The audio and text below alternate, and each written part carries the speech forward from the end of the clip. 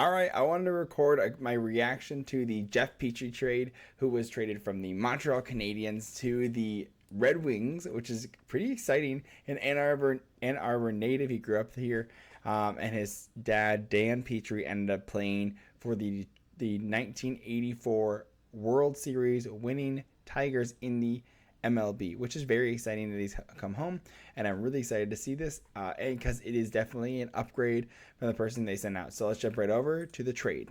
So you can see Jeff Petry is traded from Montreal over to the Red Wings, or from Montreal to the Red Wings. Whoop, you can see that. You can still see that. Don't worry. Okay, so what happened was that in the trade with Pittsburgh, which actually I'm going to jump over here just so you can see it real quick. Pittsburgh in the trade Pittsburgh retained 25%, which is the 1.5 of the salary right here. So there was one retention right there from when Pittsburgh retained from when Pittsburgh had Petry. Sent over the Montreal Canadiens, retained some salary, and then Montreal said, "Hey, we're actually gonna retain some as well." So you can see right here, Montreal retained 50% of what was left over. So here we go. So Jeff Petry was retained again. So he actually only has 37.5% of his contract. So that was one of the complaints with having Jeff Petry, was that, hey, Jeff Petry is not a $5 million player anymore. He's just not worth that type of money. He's older, and he has 2 years left on his contract. So everyone's like, oh my goodness, why? This doesn't make sense. Why do the Penguins have him? He's so old and he's expensive. So, but now as a player like this, where he's sitting around like $2.3 million, this is very much a player to like. Actually, let's jump over. Let's look at it real quick. I think it is, yeah, like $2.3 million. So that's absolutely a much better trade and a much better person to have. You want that veteran leadership. You have someone who's an Ann Arbor native, so you know he wants to play for the Red Wings. He grew up watching the Red Wings over in Ann Arbor, so it was very exciting for them to receive him. And with the Red Wings do send over is Gustav Lindstrom, a defensive defensive player in the system. He just re-signed a one-year deal with the Red Wings, but this was my guess, and I even said this on a short that I made. I actually thought that Gustav Lindstrom would not have room on the Red Wings, so I think he actually internally requested a trade. It didn't get out, of course, because nothing gets out of Eiserman's organization, but I'm pretty sure Gustav Lindstrom said, "Hey man, I'll sign on 1 year contract, but I really don't want to be here anymore. There's not a spot for me right at this point." And Eisman clearly agreed. So they sent over Gustav Lindstrom, a defensive player who has played some games in the NHL, as well as a conditional 4th-round pick. So, which I think they get the later of the two, I'm pretty sure. So yeah, Montreal receives the later of either Detroit's or Boston's 2025 picks, 4th-round picks. So honestly, pretty inconsequential, sending over a player who didn't really have a spot on the team for a player he's a better player. It's definitely an upgrade on the defense. And one of the concerns that people had was with the defense already. The defense was already so stacked as it is that, you know, where are you going to fit Edvinsson? Where are you going to fit Wallinder? Where are you going to fit Johansson? Where are these players going to fit? And I'm actually not concerned about this at all. And we're going to jump over to the cap friendly page just so you can see why I'm not concerned about this at all. So going over to the defense, actually we'll go over the pairings. Let's go over the pairings first because I think that'll make more sense. Jake Wallman and Maury Sider, you done. No, don't even ask me. It's not going to happen.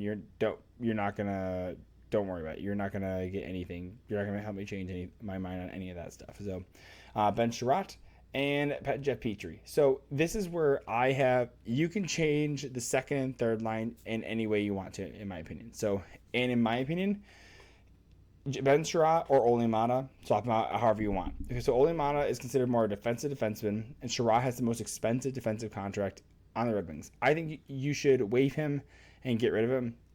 That's my opinion. Of course, you're going to have injuries happen and everything, so it doesn't hurt to have a Ben Sherratt, but in my opinion, I think Ben Sherratt had a pretty bad year last year. And everyone that was paired with him did not do very well. So that's why I think that Ben Sherratt is a little more of like the anchor in this case. But I think that he's still a decent player. Now he's expensive and he just doesn't play as well. If you had Ben Sherratt on like a $2 million deal, I'd be okay with him. He's fine, you know. But in my opinion, you should have Shane Gosper and Justin Hall on the second line, Jeff Petry and Ole Mata on the third line. That is my opinion. And then Ben Sherratt can sub in as a need to. Again, Jeff Petry's a little bit older, so if you want to bring in Sherratt just to like say, hey, like here, play some minutes to take over for Jeff Petry because he's older. I'm okay with that as well. But for me, you can jump over to their players. They have Jared McIsaac here, but he's going to be sent down, in my opinion. He may hang out a little bit, but when they sign Joe Valeno, they're not going to have a spot for him. So I think he's going to get sent down as well. So, anywho, so again, I think you're gonna have a Moritz Seider and Jake Ball in the first pair, Justin Hall and Shane Gostisbehere. Because the reason you put Justin Hall with Shane Gostisbehere is he's more a defensive defenseman. So you want a Justin Hall there because Shane Gostisbehere is a goal scorer. So let him go score goals. Let him go. Just let him just get all the energy out and score as many goals as he can. Because what you're gonna do is the reason you sign him for 1 year is because you're gonna flip him at the deadline. So let him go. Like, let him score as many goals as he wants, and he's got a 10-team no-trade list. So probably like the California teams and the Canadian teams. So he can go sign most anywhere in the United States, which is exciting. So sorry about that. Again, Jeff Petry, let him be in here. Let him be wherever he needs to be, wherever he wants to play. Again, Ben Sherratt and Ole Mata. I prefer Ole Mata. I think he's a great defenseman. And you sign him for 2 more years, so you have some term on him. So I think there's no reason, and so I think you might as well, like, hey, use them while we have them, right? And again, I'm gonna go back to where are gonna be the spots for the younger guys. This is where I don't have an issue here. What is movable? Ben Sherratt's not movable. Shane Gostisbehere is gone, right, at the end of the year. So there's Edvinson's spot right there. So boom, slide him in, right? Justin Hall, a little bit harder to move, right? He's got 3 years. Jake Wallman, you're not going to want him to move, right? So these guys are probably going to stay because they're a little bit longer, and you want Jake Wallman anyways. Ole Mata, after next year, probably even at this very trade deadline, you could trade him. He has no terms. He can go anywhere he needs to go, right? And you say, hey, listen, guys, I have a defensive defenseman who plays phenomenal, who has won a cup. I believe he won a cup with LA, I'm pretty sure. Played with Pittsburgh, or it was either LA or Pittsburgh that he won. Here you go. Here's your defensive defenseman. He plays phenomenal. Do you need a defensive defenseman for the playoffs? Absolutely, you do. And oh yeah, he has an extra year on his contract. So you get him not only for the rest of the year and the playoffs, you get him for another year and the next year playoffs as well. Totally easily movable. And again, same with Jeff Petry. He's a little bit different. He does have a 15-team no trade clause. A little harder to move, but he's also your veteran presence, right? These guys are not impossible to move, again, and they come with a little bit of term as well. Now, you can't retain on Jeff Petry anymore because you're only allowed 2 retentions on a player, and you have Pittsburgh and you have Montreal. So either way, you can do either of those guys removal, and now you go Johansson and Willander. So I'm not mad about any of these, and honestly, you're gonna have injuries as well. And what if one of Edvinsson, Willander, or Johansson gets injured? Boom. There's not now you can't even bring him up. And you have space. This is not an issue. Red Wings are not going to be making playoffs this year. They're going to be close, but they're not going to be making the playoffs, in my opinion. You have 5 great teams ahead of you. You have Florida, you have Toronto, you have Tampa, you have Boston, and you have Buffalo. All better teams, in my opinion, at the current state, right? And then you have Ottawa, who's kind of where the Red Wings are. I don't like their goaltending. And I don't love their defense. They have a great forward group, though. So let me rephrase. They have good top end. Senators have good top defense and top forwards. Their depth in both in forward and defense are not great. Where Red Wings have a lot. They don't have a lot of top lines talent, but they have a lot more depth throughout there.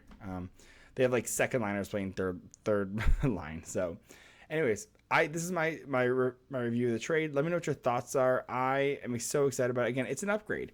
I mean, how do you're trading out a guy who's going to be your 7th defenseman for a legit NHLer, right? So before, Red Wings had six NHLs and their 7th defenseman being Gustav Lindstrom, who again, he could be scratched on. He didn't even play I think he maybe played a little bit over half the games last year, but why not get a bona fide NHLer, and then you can give him days off as rest. So let me know what your thoughts are. Hit like, subscribe, and again, welcome. Happy to have you. Thanks for listening, and love you.